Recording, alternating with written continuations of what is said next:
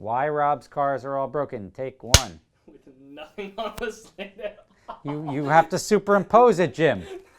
There's nothing. Stop laughing. You're not even on the mic, so you're mic. What's up, everybody? Yeah, most of my cars are broken. And what is like, everyone's like, oh, it's so cool you got so many cars. The only guarantee you get with a lot of cars is higher insurance and lots of maintenance bills. So, like, haha, be jealous. But we were going to go down to the half-mile event next week, and I'm still taking my Supra, but that needed work.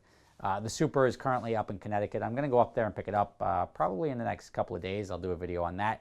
I'd like to get it to 1,000 wheel horsepower. That's the goal. There's a couple ways I can do it. Part of it would have been switching over the fuel because it's already running C16. So I would either switch it over to E85 and then jack the boost up on the current setup, or I would just swap the turbo, or just, I don't know. I'm going to get it to 1,000. If I'm bringing it down to Florida for a half mile, this is going to be like my last hurrah with this car. I want it at 1,000. Everything is broken. Even my tractor is broken. Like my tractor outside. Never turn your back to the camera. Yeah, well, it's YouTube. Suck it up.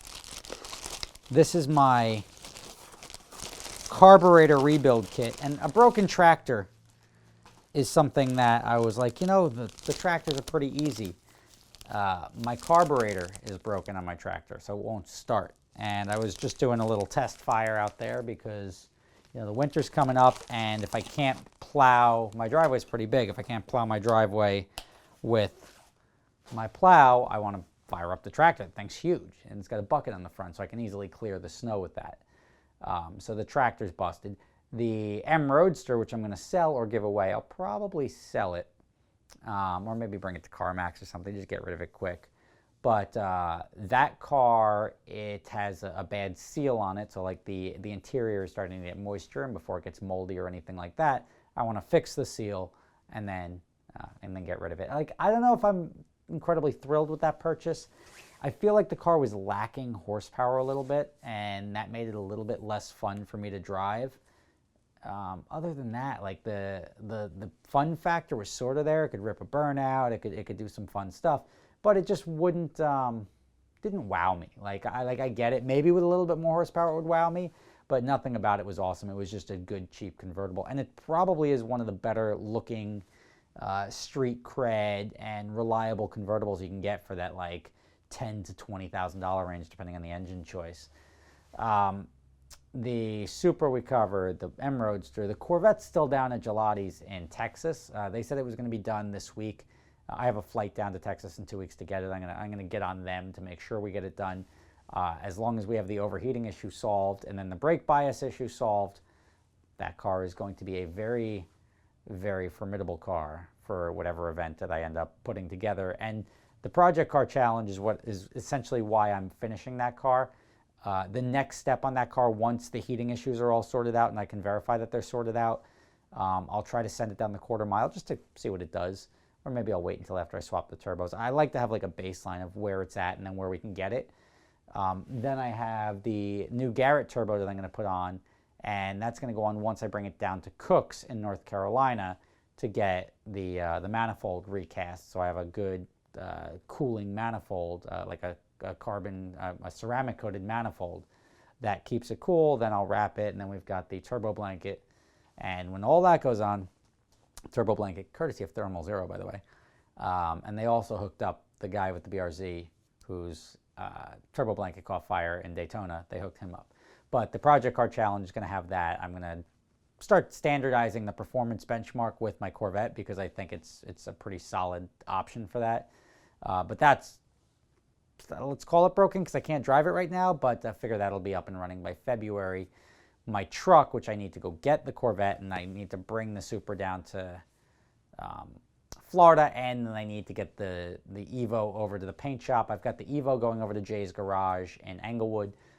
It's going to get fenders and the front bumper, and we're not the hood, just fenders and the front bumper, and we're going to paint it while there's nothing in the, like while it's a bare shell, effectively, while it's a rolling shell.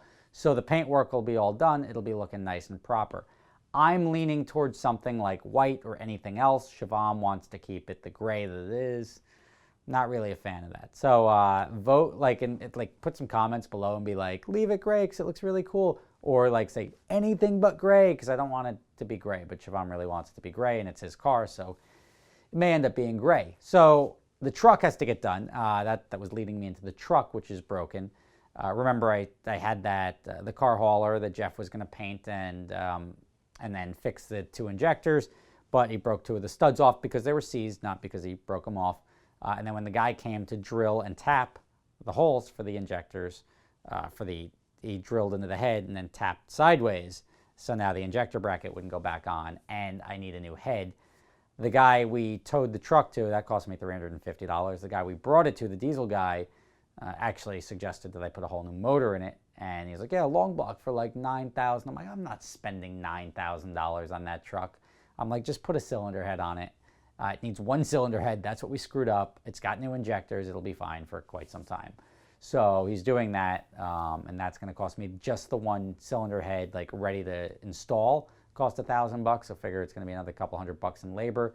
Out the door at $1,500 on that one. So we got the BMW. We got that. Believe it or not, the Ferrari doesn't need anything. Like, of all my cars, the Ferrari is actually perfect. 0 problems, 0 check engine lights, fires right up. It's on the battery tender. I've got the car cover right here. I'll throw that on.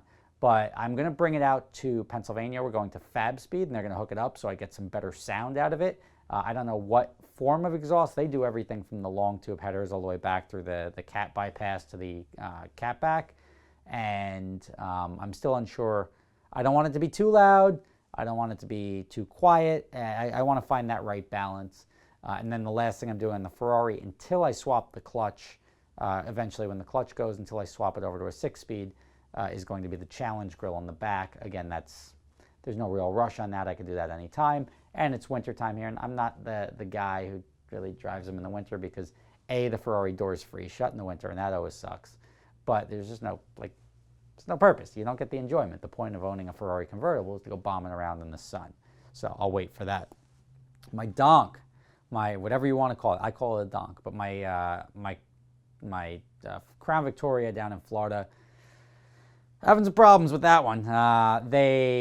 They got it running. The rollover protection computer, they've eliminated the thing. When the car rolls over, the computer cuts the fuel pumps so that there's no fire. It's not continually dumping fuel if the car is upside down or anything like that. That was triggered, so they sent the computer out. That cost me $800 between that, removing that protection from the computer, and swapping the injectors. Not the injectors, they swapped the spark plugs. And the problem was one of the spark plugs had oil on it. Now, how do you get oil on a spark plug? Well, oil doesn't belong in a cylinder, so it's either bad rings or a hole in the piston. Either way, not a good sign. May need a new Crown Vic motor shortly, but I'll be down in Florida in a week for the half mile, so we're just going to send it. The NSX needs new paint on the front bumper because I had the guy come and spray it. The on-site guy, but it's such a hard paint to match. You can see from certain angles that one thing has been painted. It's different colors than the other bumper from certain angles. So I got to have that whole thing painted and blended. What else do I have? I think I've covered virtually everything. The 488's fine. The 430's gone. Super we talked about. We're going to get the horsepower up. So the problem I'm having now is that there's nobody to race. And the Project Car Challenge, we're going to schedule probably for the summer now to give everybody a chance to rebuild their stuff. But Cletus, all those cars are broken. We have Rob Dahm just blew up the 3-rotor, so that's not coming down to the half mile. Tommy's out in Japan right now, so he's not going to be back in time to get his S15. Maybe, long shot, maybe, get his S15 ready. But there's really nobody to line up with. So I'm going to have my buddy Dan come down, and he's going to bring something cool, a McLaren Senna, something wild. Street Speed says he's coming. I don't know until he gets there if he does. I'd love to race him in a 720. It's going to be reliable and fast, and I would like to beat it in my Supra, just because that's fun. So then I could beat a Senna and it's either a Pista, a Senna. I don't know what he's going to bring. He's got a bunch of cool cars. But at least I'll have something fun to race. When I say I'm going to go somewhere, I show up. So I'm sending the Supra down, whether I'm racing by myself or whether people are there with me. But it's going to be fun. That's my update on my cars. I'm trying to think of anyone else. Rob Dom's out. Tommy's out. Tommy may be out. There's a chance he'll get it ready, but I doubt it because we're like 10 days away from the event down in Florida. I'll be down in Florida till the 23rd. A lot of fun stuff, some other filming stuff going on. David's car's already run in the half mile, so I don't see any purpose in bringing that one back out, and it's not going to be competitive with the Supra.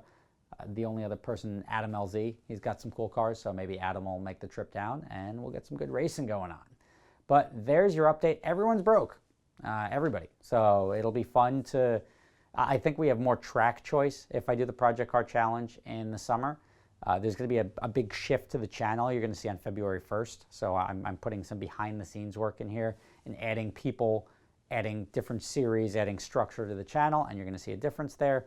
If you haven't checked out VinWiki today, go check out VinWiki. I did a story on my Cobra R.